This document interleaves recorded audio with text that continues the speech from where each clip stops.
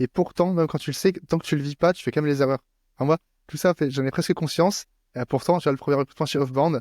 Et ben, j'ai recruté vite parce que du coup, j'étais sous l'eau. Et du coup, c'était vraiment recrutement. Enfin, c'est le truc cliché, mais en fait, tu le sais.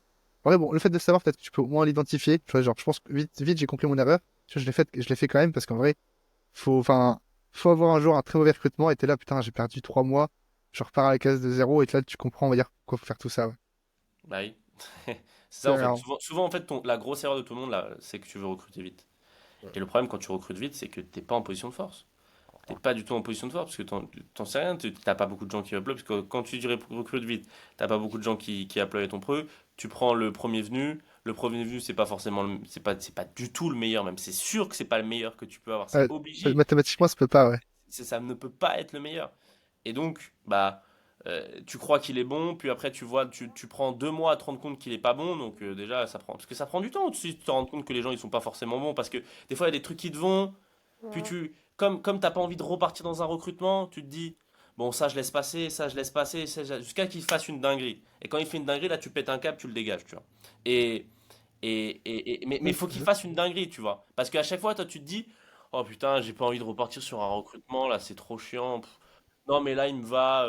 C'est ça qui est trop chiant avec les gens qui font pas des dingueries, tu vois, ou qui vraiment et qui sont moyennement bons, c'est qu'en fait, tu prends trop de temps à les dégager. Tu prends beaucoup trop de temps. Ouais, Genre, ouais, tu prends trop de temps. Quelqu'un de moyen, bah, il est moyen. Donc, il va t'aller, mais ça te va pas non plus, tu vois. Donc, mais il fait ouais, pas quelque chose d'extrêmement grave au point que tu te dises, bon, bah, toi, vraiment, on peut plus bosser ensemble.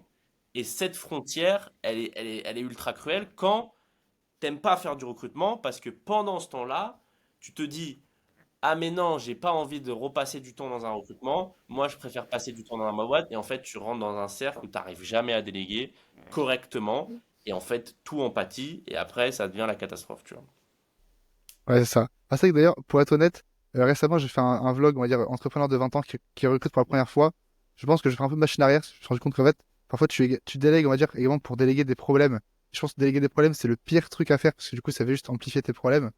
Et là, je suis un peu, on va dire, bah, comme tu l'as dit, je pense qu'il y a beaucoup de choses que je peux faire seul ou même avec la tech.